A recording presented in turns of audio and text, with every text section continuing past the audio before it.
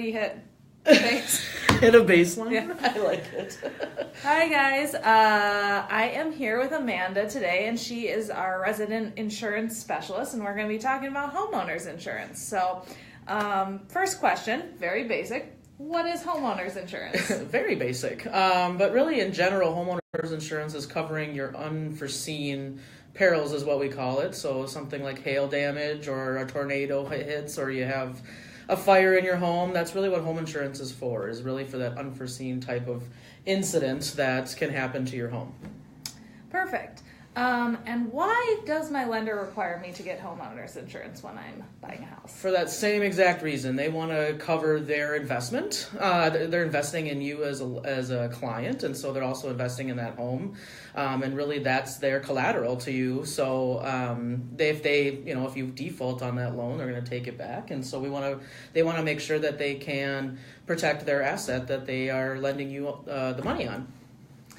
How much should I budget for insurance when I'm looking at houses? Yeah, that's a hard one. A lot of people ask me, especially lenders will ask, how much should I at least put into the initial, premiums and things for their mortgage and your monthly payment.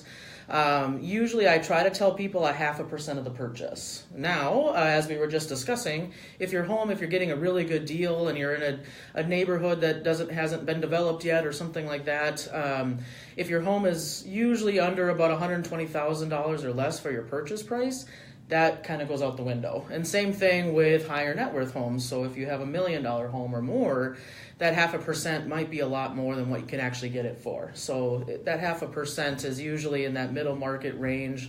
I'd say between $200,000 and maybe $500,000, $600,000.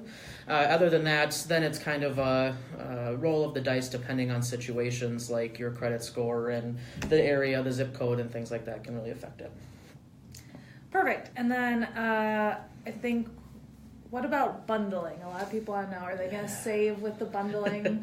Yeah, I'd say, I usually tell my clients 9 times out of 10 that you're going to save money when you bundle. Now, I've had a few clients, especially lately, where they're getting this phenomenal insurance on their auto, and there's something that I can't touch. So they've been with the company for a long time, or they got new client discounts already still applied, and that's something that I can't touch. And the nice thing about us and as a broker, that we can tell them, hey, you're great where you're at. You're still going to save money by keeping your auto separate. So usually yes, but not always. So to piggyback onto that, you're affiliated with Edina Realty, the umbrella company, but you don't just do homeowners insurance, right? What kind of insurance coverages do you guys Yeah, that's a great question. We actually are a P&C agency, so that means property and casualty agency, which would be home and auto.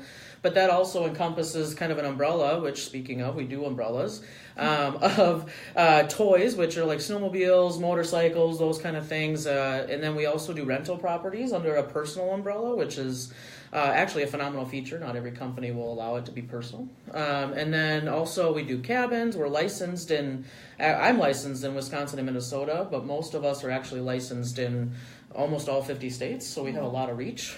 So we can do a lot of different things, and we have 24 total carriers that we can write with. So it's a lot of different options.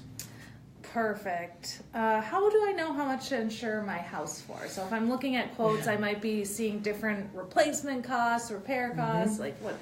Yeah, so usually when you're going through the home buying process, you're going to see 3 different values of your home.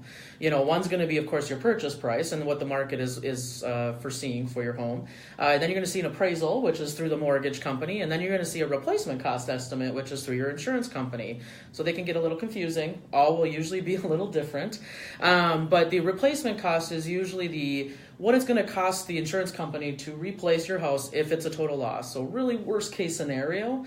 And really what that means, if the tornado comes through and wipes it out, what is it going to cost us to rebuild it? Normally that's a little higher than your purchase price. But right now, if you're buying in like Southwest Minneapolis, Edina, some of those really high wanted places, right now we're seeing the replacement cost be less than the purchase price because those land values are really high. And we don't insure the land value because that's never going to go anywhere. So we're always doing the structure piece.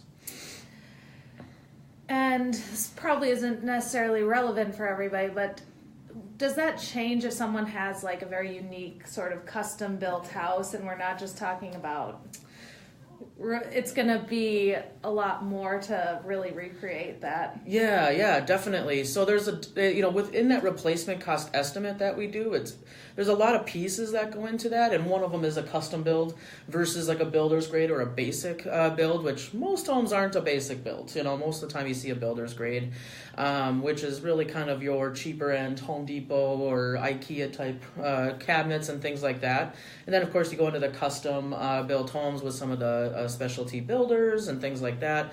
So we want to take into consideration as an agent those types of builds. So it's actually nice to have a real estate based insurance agent like myself, because we know and see homes a lot more often than a lot of other companies, and then so we can kind of see what is and what isn't out there for building and what it's costing.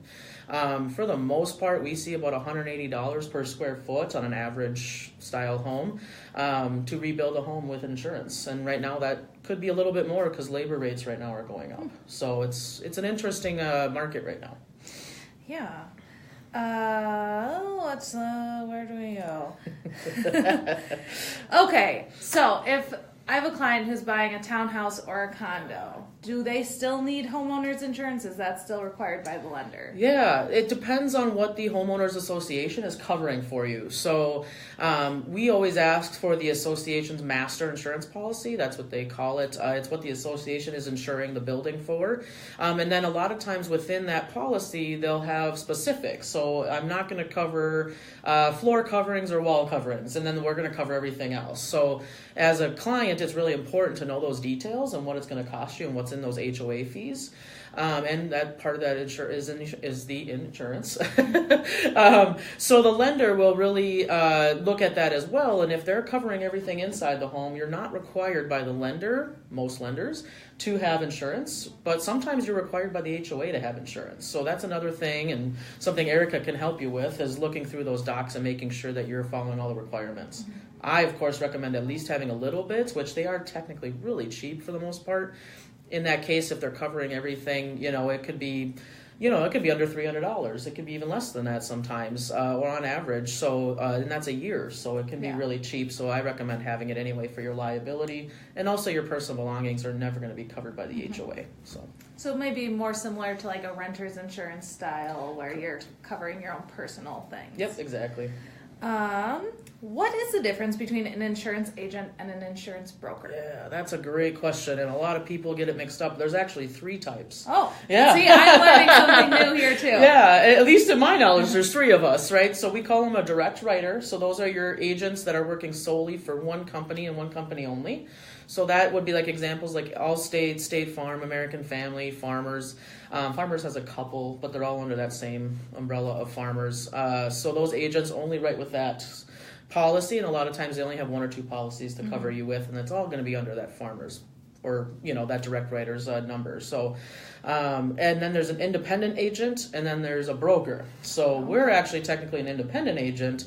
So we have multiple insurance carriers like Travelers and Safeco and Chubb. Pure is another one. A bunch of different carriers, like I mentioned, 24 of them total. But we actually keep you in-house as a client. So that's what an independent agent does, is keeps you here. We work with you on a day-to-day basis, just like your State Farm agent or whatever would do. But we can, shop around for you. Now, a broker is somebody who shops it around for you, has a little bit of personal rapport with you, but then you would have to deal with the 1-800 number after that. So, and I guess you could also call the 1-800 number the 4th, which you just call in. You get somebody different every time, like a Progressive or a Geico. Liberty Mutual sometimes is that way too. And then, you call them in, you get somebody different every time. But sometimes they're personalizing it with you, sometimes they aren't. Depends. So if someone gets a policy with you, they might be insured through a different company, but they're going to be dealing with you if they ever have a problem or a claim. Exactly. And we do a lot of things over the phone to make it easy for you via email, but of course we're always available meeting in person as well. So it's kind of the best of both worlds. And most of our companies still have that 1-800 number, so if it is an emergency at night, you can still call them too. So get a lot of options. So if a client is kind of shopping around looking for the best insurance policy for them, what questions should they be asking? Yes. I think the first thing you want to be asking is this policy replacement cost or is it actual cash value? So you'll see it RCV versus ACV. Some of them can, if you have an older roof, usually over 15 or 20 years old on most policies, sometimes they'll switch that roof to ACV. And that means you're not going to get a full replacement cost for your roof. So if it's worth $20,000 to replace, you might only get $10,000, and then you have to foot the bill for the rest. So that's obviously not ideal, and we don't like to see that. Most of our carriers are replacement costs, which is great. Another question to be asking is about your deductible. So your deductible, can be $1,000, it could be $2,500. That's usually what you see on average. It could be $5,000. A lot of companies now are switching that to a percentage of your replacement cost. So if you have a $100,000 house, 1% replacement cost, 1% deductible of the replacement cost will be $1,000. But of course, most homes aren't worth $100,000 anymore. So, as you can imagine, the higher the better, or the higher the worse it can get, and then that can actually change from year to year due to inflation. So I don't like the percentage that way because of that change. I don't like to set people up for an unknown later on. So usually you like to see a flat deductible. And then, of course, looking at that replacement cost and talking through it with the agent that you're choosing and finding out where they came up with that replacement, if you think it's in line with what you believe, and asking your realtor to see if they think that's in line with what they see with builders. It's a great idea. What about sort of additional, maybe optional coverages? Something I heard someone talking about was a sewer coverage potentially, and I know on my end we're seeing a lot of the sewers in Minneapolis specifically, about 100 years old, cracks, collapsing, it's very costly. Yeah, so it's a little different with sewer line coverage. There are some cities out there. I know City of Edina right now is sending out letters to residents saying, hey, we're offering this coverage for everybody as a resident to cover the sewer line that goes from your house to the street. So that's, like Erica said, would be, a collapse, crack, a backup, those kind of things that affects it because of the sewer line itself.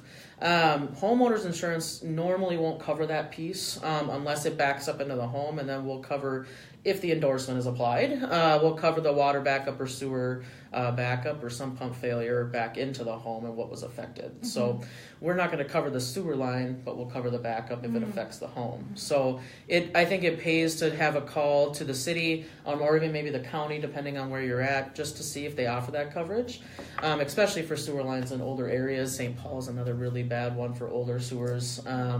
So I see a lot of people adding that on nowadays. But there are plenty of endorsements, to go back to kind of your question, that you can add to your policy for usually pretty cheap, to give you a much more well-rounded coverage. So like we mentioned, water backup of sewers and drains. I usually recommend at least a $10,000 limit, if not more, if the company offers that, especially with a finished basement. And then you can add jewelry coverage. So if you have some valuables, usually electronics, those can depreciate more than appreciate. So you don't want to think about that, but more like guitars, antiques, musical instruments and things that don't depreciate, you can add on. And then also taking a look at other endorsements like identity fraud and personal injury, which would be libel and slander coverage, those kind of things, which a lot of people are doing nowadays on the internet and they don't even notice. So they could get sued for that, and their homeowner's policy could actually cover it for a very cheap rate. So I know that. That is very fascinating. Well, thank you so much for doing this. It was very informative. If anyone has any questions for me or needs to get in touch with Amanda, of course, always send me a personal message or phone number 612-729-7239. Awesome. Thanks, guys. Bye.